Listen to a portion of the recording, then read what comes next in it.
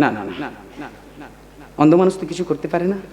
সত্যি তো, অন্ধ মানুষ কোনো কাজে লাগে না, এই সমাজের কোনো কাজে লাগে না। অন্ধ মানুষ কিচ্ছু করার ক্ষমতা নেই, অন্ধ মানুষের কিছু করতে পারে না। অন্ধ মানুষ কোনো কাজে লাগে না, কোনো কাজে লাগে না। কিন্তু অন্ধ না হয়ে যদি পারি পারি পারি পারি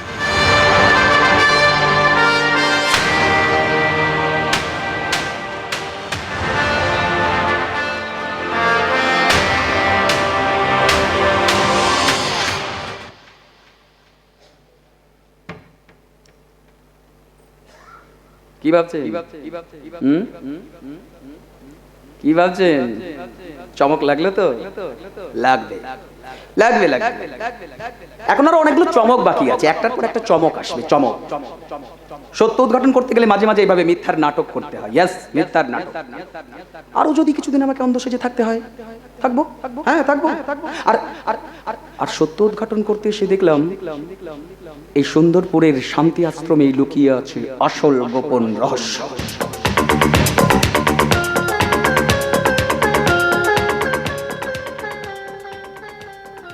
এটাই এখন আমার টার্গেট, এটাই এখন আমার target. Be study ladies and gentleman, be study. একদম চিন্তাটা করবেন না, না না না না, একদম চিন্তা করবেন না তো, একদম চিন্তা করবেন না। তার কারণ প্রলয় আসছে না, প্রলয় এসে গেছে।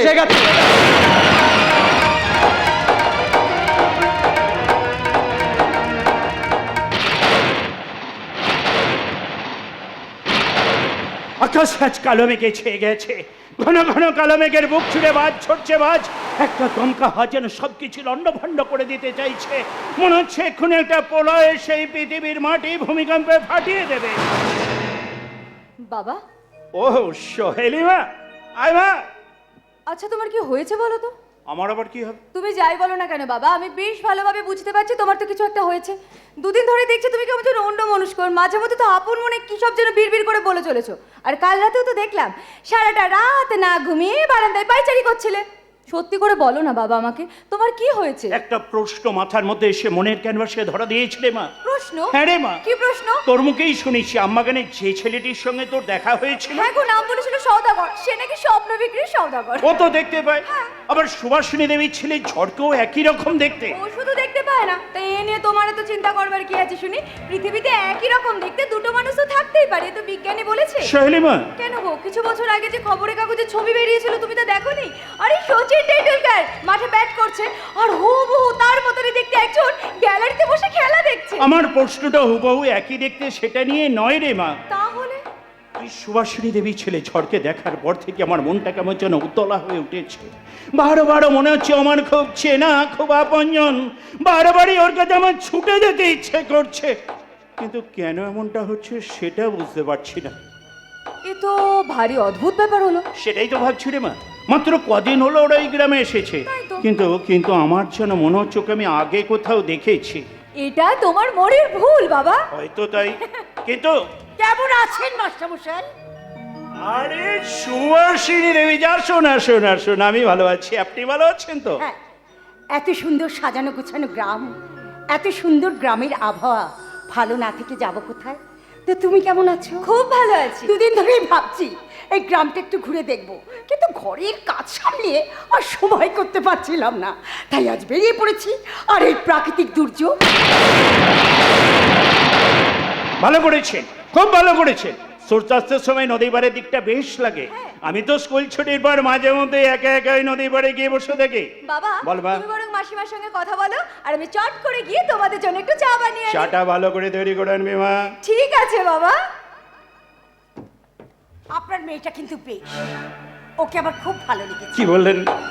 আমার মেয়ে? হ্যাঁ, তা এই কথাটা শুনে আপনি হঠাৎ চমকে উঠলেন কেন? কারণ আছে সুভাষিনী দেবী, আমার একটা ভয়ঙ্কর অতীত আছে। অতীত আছে?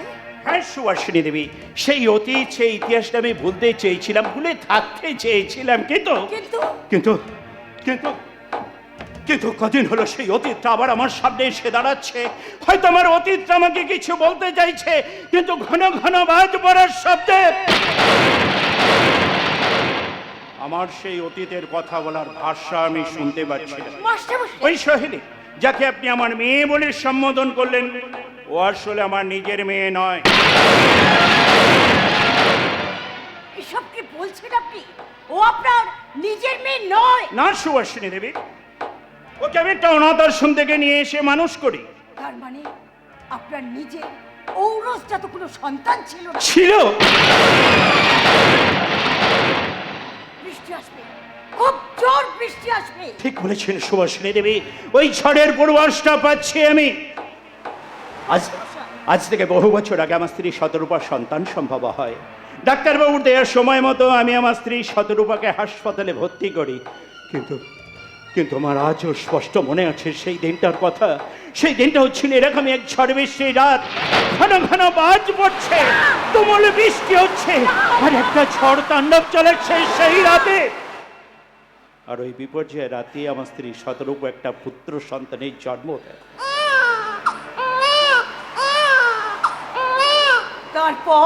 তারপরই তো শুরু হলো আসল বিপর্যয়। হাসপাতালে সেই রাতে আমার অজ্ঞান থাকা স্ত্রীর পাশ থেকে কেউ আমার সদ্যজাত পুত্র সন্তানটিকে চুরি করে। এসব কি বলছেন আপনি? আমি ঠিকই বলছি সুভাষিনী দেবী, আমি ঠিকই বলছি। আমি তন্ন তন্ন করে সারা হাসপাতাল খুঁজেছি, কিন্তু আমি তাকে খুঁজে পাইনি। জ্ঞান ফেরার পর আমার স্ত্রী শতরূপার সন্তান হারানোর শোক সহ্য করতে না পেরে মারা যায়।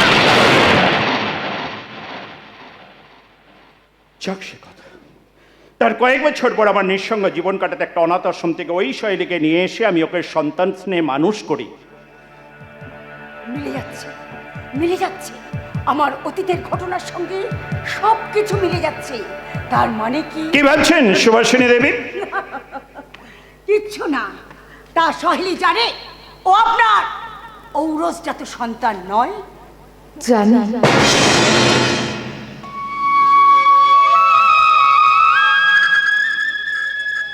জানি মাসিমা। আসলে কি বলুন তো, জ্ঞান হওয়ার পরে বাবা নিজেই আমাকে না সমস্ত সত্য ঘটনা বলে দিয়েছিল। হ্যাঁ, আমি ওকে অন্ধকারে রাখতে চাইনি। সত্যের মুখোমুখি দাঁড়িয়ে বাবা আমাকে যুদ্ধ করতে শিখিয়েছে, চিনিয়েছে, দেখিয়েছে বেঁচে থাকার পথ।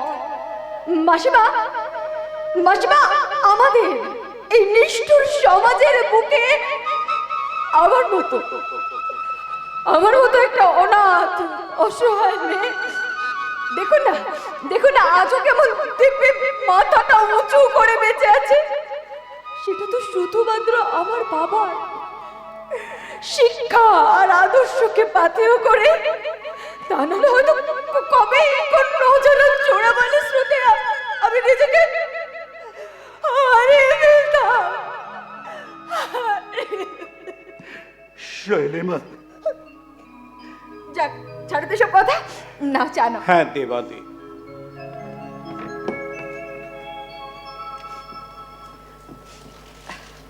আচ্ছা মাসিমা, আপনাকে একটা কথা জিজ্ঞাসা করবো? আমি জানি তুমি আমাকে কি জিজ্ঞাসা করতে চাইছো। আপনি জানেন? হ্যাঁ, বলতে পারো। তোমার বাবাকে একটা সত্যি কথা বলার জন্যে আজ আমার এ বাড়িতে আসা। সত্যি কথা? হ্যাঁ মাস্টারমশাই, এই কদিনে আপনাকে আমি যতটা চিনেছি সেখান থেকেই বলতে পারি আপনি মানুষের ভালো চান। এই গ্রামের মানুষজন নিশ্চয়ই, এই গ্রাম আমার জন্মভূমি। তাই তো আমার মনে হয়েছিল আপনাকে অন্তত একটা সত্যি কথা জানানো দরকার। তাহলে বলুন কি সেই সত্যি কথা? তাহলে শুনুন, আসলে আমার ছেলে ঝড়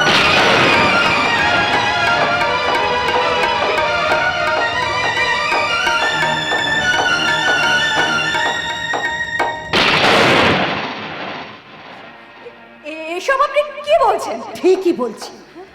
তোমরা যা জানলে তা কিন্তু তোমাদের গোপন রাখতে হবে। গোপন? যতদিন না এই গ্রামের আকাশে নতুন সূর্য ওঠে ততদিন যেন এই কথা কেউ না জানতে পারে। বৃষ্টি আসবে, খুব জোর বৃষ্টি আসবে প্রলয়। কাল বৈশাখী আসার সময় হয়ে গেছে।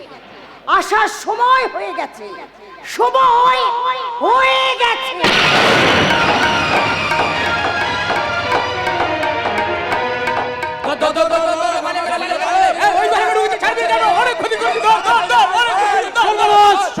সর্বনাশ! সারা গ্রামের লোক আশ্রমের হাসপাতালের সামনে ভিড় করে চিৎকার চেঁচামেচি করছে, সবাই খুব ক্ষিপ্ত। আমি থানায় খবর দিয়েছি। মানে কথা আমিও খবর পেয়েছি স্যার। মানে কথা তাই তোখানে এলাম, কিন্তু কিন্তু কি স্যার? মানে কথা আমার প্রশ্ন তো ওই একটাই, ওই কি কি নিয়ে গ্রামবাসীরা গন্ডগোল করছে? এই আমারও তো সেই একই প্রশ্ন দেবো, গ্রামবাসীরা কি চায়, এত শোরগোলের কারণটা কি? গুরুদেব, ভবত স্যার বউ এখনো বেঁচে আছে? সালা পাক্কা হারামি। না, বলছিলাম গুরুদেব, ভবত স্যার বউটা মারা গেছে। আর কিছু গ্রামবাসীদের ধারণা হাসপাতালের ভুল চিকিৎসার জন্য ভবতোষের বউটা মারা গেছে, কি তাই তো? জন্মেলেই মরিতে হবে, অমর কি কথা কবে? এটাই তো জাগতিক নিয়ম, পরম্পরার পর পরম্পরা ধরে এই নিয়মই চলে আসছে। হ্যাঁ হ্যাঁ হ্যাঁ, সে তো ঠিকই গুরুদেব। তুমি আবার কে বাবা?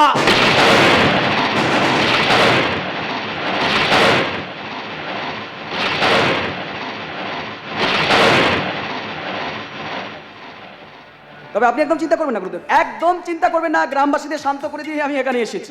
মানে কথা তাই তো দেখছি, শোরগোল সব ঠান্ডা হয়ে গেছে। প্রলয় হয়ে যাওয়ার পর ধরিত্রী তো ঠান্ডা হয়ে যাবে, তাই না গুরুদেব? মানে কথা আপনি এখানে? বলেছিলাম না আপনার সঙ্গে দেখা আমার হবে। দেখুন না, দেখা হয়ে গেল। আর আজকের পর থেকে আপনার সঙ্গে আমার ঘন ঘন দেখা হবে। হ্যাঁ, কিন্তু আপনি চিনতে পারছেন না তো? চিনতে পারছেন না? আরে বাবা, আপনাদের আশ্রমের কর্মচারী তো গিয়ে আমাকে খবর দিল যে আপনাদের গুরুদেব নাকি আমার সঙ্গে দেখা করতে চায়, তাই তো এলাম। মানে কথা এনার সঙ্গে আমার আগে আলাপ হয়ে ও গেছে। আচ্ছা আচ্ছা, হ্যাঁ হ্যাঁ, গুরুদেবের কথা মতন আমি আপনাকে এখানে আসতে আর বলেছিলাম। আমিও গুরুদেবের কথা মতো এখানে এসে দেখলাম যে ভবতোষের বউটা মারা গেছে বলে গ্রামবাসীরা চিৎকার চেঁচামেচি শুরু করে বিশৃঙ্খলা সৃষ্টি করতে চাইছিল, কিন্তু আমি গ্রামবাসীদের বুঝিয়ে টুজিয়ে শান্ত করে ফেরত পাঠিয়ে দিয়েছি। বকলমে আমি তো আপনাদের উপকারী করলাম। উপকার? নিশ্চয়ই। আচ্ছা দাদা, হ্যাঁ। আচ্ছা দাদা, ওই লোকমুখে শুনলাম যে ভবতোষের বউটার নাকি অপারেশন হয়েছে। হ্যাঁ। তা কিসের অপারেশন? ওই তো না, মানে কিসের অপারেশন হয়েছে আমি ঠিক জানি না, হাসপাতালের ডাক্তারবাবুরা জানে। ডাক্তারবাবুরা জানে তো? ঠিক আছে, আপনি চিন্তা করবেন না, ডাক্তারবাবুদের কাছ থেকে পরে আমি ব্যাপারটা সব জেনে নিচ্ছি। মানে কথা তাহলে আমি এখানে আর না প্রয়োজন না নেই। না না, একদম প্রয়োজন নেই। মানে কথা তাহলে আমি ওই থানা করে গাড়িতেই ফিরে যাই। মানে কথা? ওই গাড়ি করে থানাতে ফিরে যাই বলতে গিয়ে ভুলিয়ে ফেলেছেন তো? ঠিক তাই, গোলানোর এই তো সবে শুরু। মানে কথা হ্যাঁ, যান আপনি এখন থানাতে যান। কি করবেন এখানে থেকে? যান। ও হ্যাঁ, গাড়ি করে যাবেন, কিন্তু গাড়িতে উঠতে ভুলবেন না যেন। আপনি তো সবকিছু গুলিয়ে যাচ্ছেন, মাথা থেকে সব গুলিয়ে যাচ্ছেন। যান থানাতেই যান। মানে কথা তাই যাই। রহস্যজনক চরিত্র।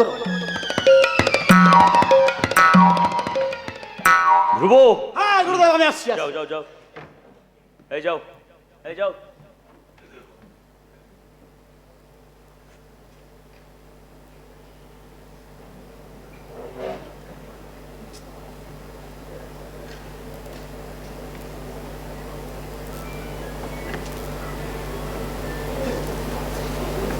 কি ব্যাপার আপনি এভাবে আমাকে ঘুরঘুর করে দেখছেন?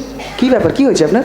কি আমাকে কি খুব চেনা মনে হচ্ছে আপনার, নাকি আগে কোথাও দেখেছেন এরকম মনে হচ্ছে? আচ্ছা দেখুন আমি আপনার সামনে দাঁড়িয়ে আছি এখন। আচ্ছা দেখুন তো, আপনি আমাকে একটু ভালো করে দেখুন।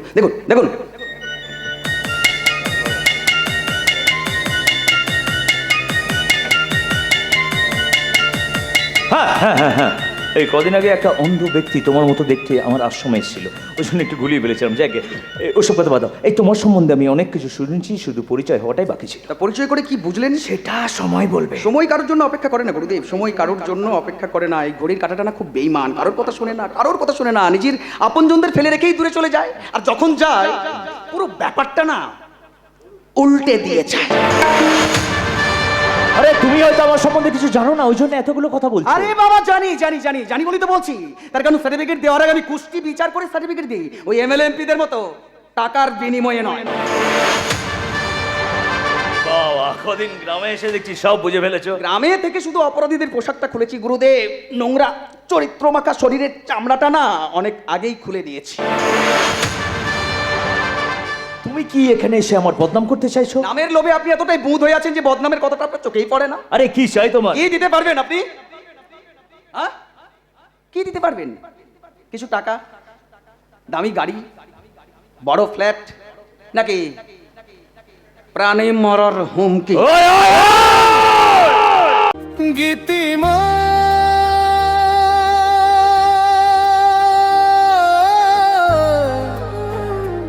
যাত্রা